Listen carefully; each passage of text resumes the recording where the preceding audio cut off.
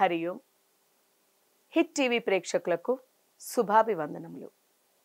దేవి భాగవతంకి స్వాగతం. ఎంత గ్రోలినప్పటికీ తనివి తీరనటువంటి, ఎంత తిన్నప్పటికీ కూడా ఆకలి తీరినటువంటిది ఏది ఉంది అంటే అది ఆ భగవంతుని యొక్క కృప, ఆ భగవంతుని యొక్క సంపూర్ణమైనటువంటి అనుగ్రహము. అటువంటి ఆ తల్లి యొక్క, అంటే పరమాత్ముడికి రూపం లేదు అని మనం చెప్తున్నాం. అలాగే ఇక్కడ తండ్రి అయినా తల్లి అయినా ఏదైనా ఉన్నది ఒకటే. కాకపోతే తల్లి అమ్మ అని ఎందుకు అంటున్నాము అనేది కూడా మనం ముందు చెప్పుకున్నాము. అమ్మ అంటే మనము కోరినటువంటిది ఇచ్చేటువంటిది, వెన్న వంటి మనసు కలిగినటువంటిది, అవ్యాజ కరుణామూర్తి, నెపము లేనటువంటి ప్రేమ కలిగినటువంటిది. కాబట్టి ఆ తల్లి ఏది కోరినప్పటికీ ఇస్తుంది. కాబట్టి ఆ భగవంతుణ్ణి, ఆ పరమాత్ముణ్ణి మనము తల్లిగా ఇక్కడ సంబోధిస్తూ ఆవిడ యొక్క విషయాలు, లీలలు తెలుసుకుంటున్నాం. అలాగే ఇక్కడ జనమేజయుడు ఎప్పుడైతే దేవీ యజ్ఞం చేద్దాము అన్నాడో, దాని వివరాలు తెలియపరచమన్నాడో, వ్యాసుల వారు నాయనా కరుణామూర్తి, అలాగే కామదాయిని, కృప చూపించేటువంటి తల్లి, ఆ తల్లి యొక్క చూపు పడింది అంటే తల్లి యొక్క భక్తులకి, శిష్యులకి, బిడ్డలకి తల్లి పాదాలు శరణు వేడిన వారికి అసాధ్యం అంటూ ఏది ఉండదు. తల్లి అనుగ్రహం పొందిన వారు మాత్రమే ఏదైనా సాధించగలరు. ఎవరైతే అన్ని రకాలుగాను, అంటే విద్యలో కావచ్చు, రాజభూజ్యం అనుభవిస్తూ ఏ రకంగా అయినప్పటికీ, ధనపరంగా అయినప్పటికీ కూడా వారు ఆనందోత్సాహాలతో రాజభూజ్యాన్ని అనుభవిస్తూ జీవిస్తున్నారో వారందరూ కూడా భగవత్ కృప, అంటే దేవి కృపకి పాత్రులైనటువంటి వారు. ఎవరైతే అన్నీ ఉన్నా కూడా నిత్య దారిద్ర్యం అనుభవిస్తూ ఎప్పుడూ కూడా దుఃఖంలో తేలియాడుతూ ఉన్నారో అటువంటి వారు తల్లి యొక్క ఆశీస్సులకి పాత్రులు కానటువంటి వారు అని కూడా జనమేజయుడు తెలియపరిచారు. జనమేజయునికి వ్యాసుల వారు తెలియపరిచారు. అయితే దేవీ యజ్ఞం, అసలు ఈ యజ్ఞం ఎలా చేయాలి స్వామి అన్నప్పుడు జనమేజయునికి వ్యాసుల వారు ఈ రకంగా ఉపదేశం చేశారు. ఏదైనప్పటికీ కూడా ఏదో ఒక మంత్రం, ఎలాగైతే సత్యవ్రతుడు ఐ అనేటువంటి మూల బీజాక్షరం, సరస్వతి మూల బీజాక్షరమైనటువంటి ఐని పట్టుకున్నాడో, ఏదో ఒక గురువు ద్వారా ఒక మంత్రాన్ని ఉపదేశముగా తీసుకొని ఆ మంత్రాన్ని జపించుకొని ఆ మంత్ర జపము ద్వారా మనము యజ్ఞము, అందులోని 10% యజ్ఞము చేసుకొని, అంటే యజ్ఞం మళ్ళీ 3 రకాలు నాయనా అని చెప్పారు. అనేసరికి మరి ఒక్కసారి జనమేజయుడికి సందేహం వచ్చింది. స్వామి, యజ్ఞం అంటున్నారు, మళ్ళీ అందులో 3 రకాలు అంటున్నారు. వ్యాస మహర్షి, నాకు వివరంగా దాని విషయాలు తెలియపరచండి అని అడిగాడు. అప్పుడు నాయనా, యజ్ఞం చేయాలి అంటే 3 రకాలు ఉన్నాయి. 3 రకాలని మించినటువంటి ఇంకొక యజ్ఞం కూడా ఉంది. ఈ యజ్ఞంలో మొదటి రకం సాత్విక యజ్ఞం అంటాము. రెండవది రాజరిక యజ్ఞము అంటాం. మూడవది తమో యజ్ఞము అంటాం. అంటే సత్వగుణ సంపన్నులైనటువంటి మునీశ్వరులు,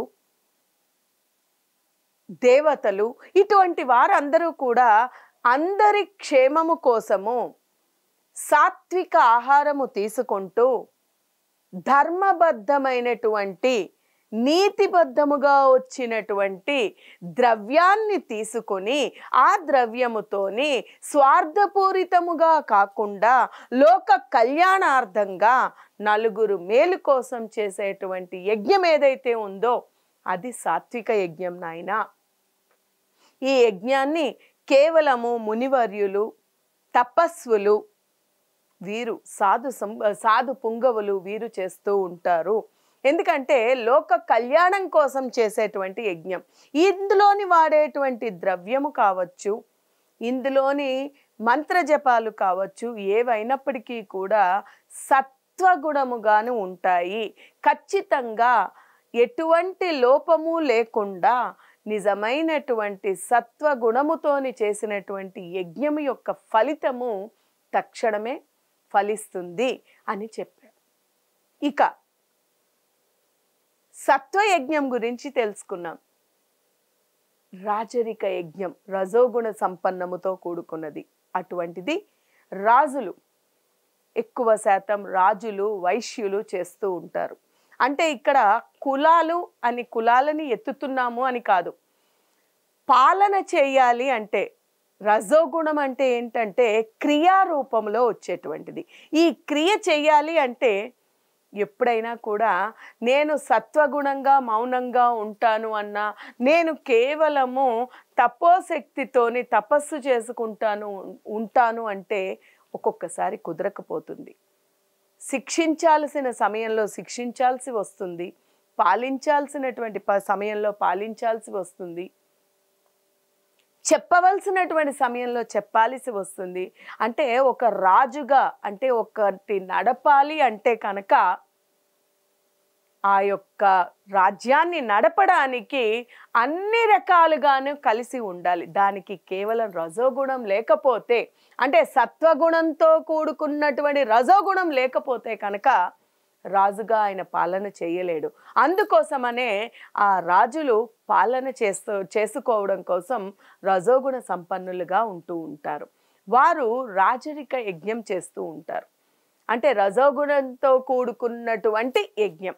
ఇక్కడ ద్రవ్య సంబంధం, ఇక్కడ వివిధ రూపాలలో వివిధ రకాలుగా ద్రవ్యాలను ఉపయోగిస్తూ తన రాజ్యము సుభిక్షంగా ఉండడం కోసము, ప్రజలందరూ కూడా ఆనందంతో ఉండడం కోసము, ఆ పరమాత్ముని యొక్క అనుగ్రహము సంపూర్ణంగా తనకి లభ్యం అవడం కోసము రజోగుణంతో కూడుకున్నటువంటి ఆ యజ్ఞాన్ని చేస్తూ ఉంటారు.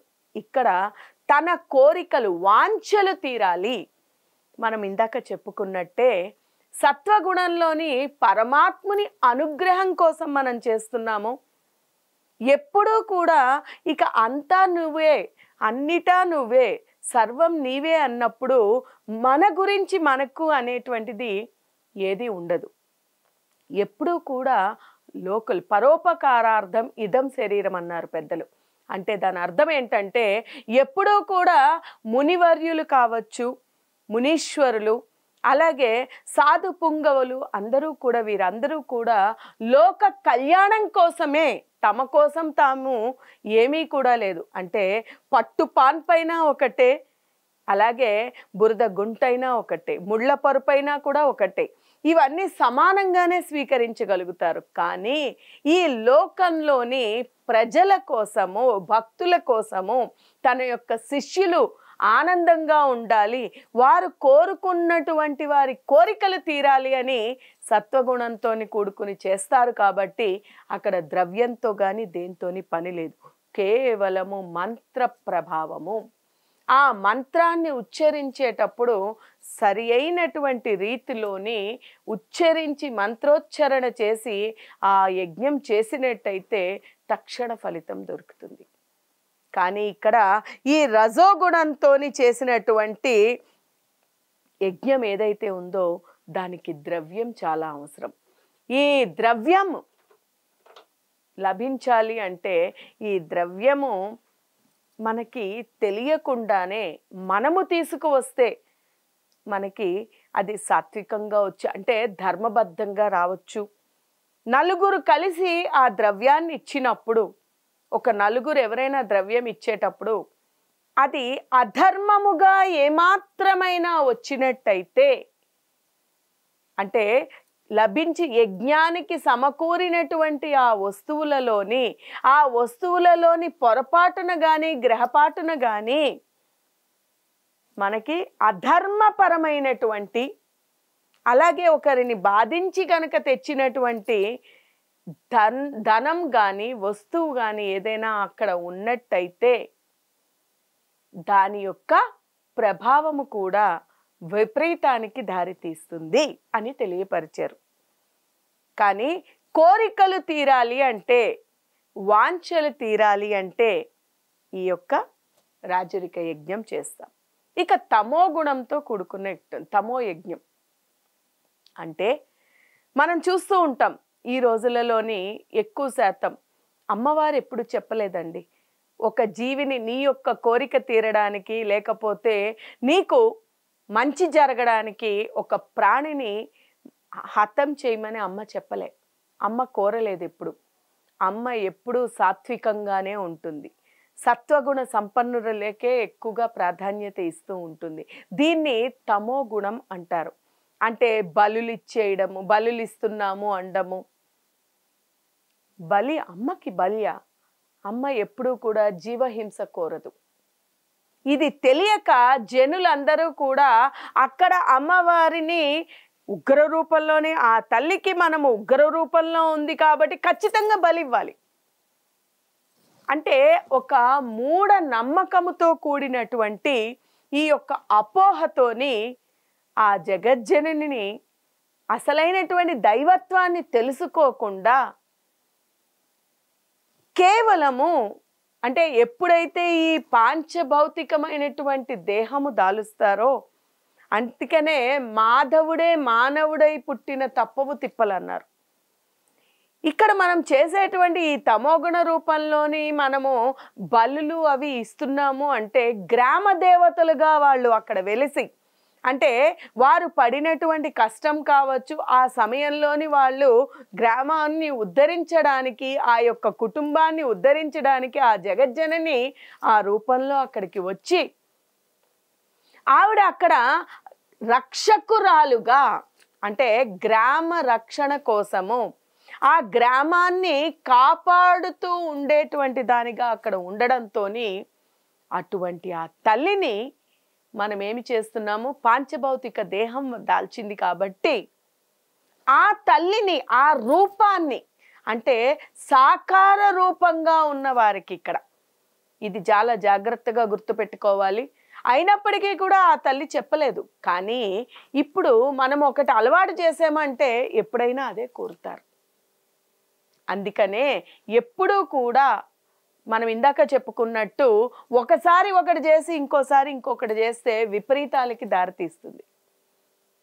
ఎప్పుడు అలా చేయకుండా తమో గుణంతో కూడుకున్నటువంటి యజ్ఞము చాలా డేంజర్, ప్రమాదకరమని కూడా చెప్పచ్చు.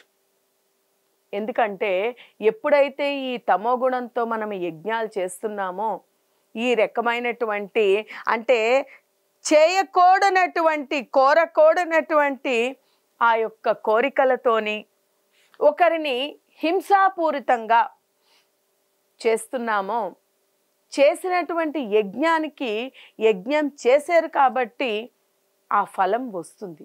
కానీ అది విపరీతాలకి ఖచ్చితంగా దారి తీస్తుంది.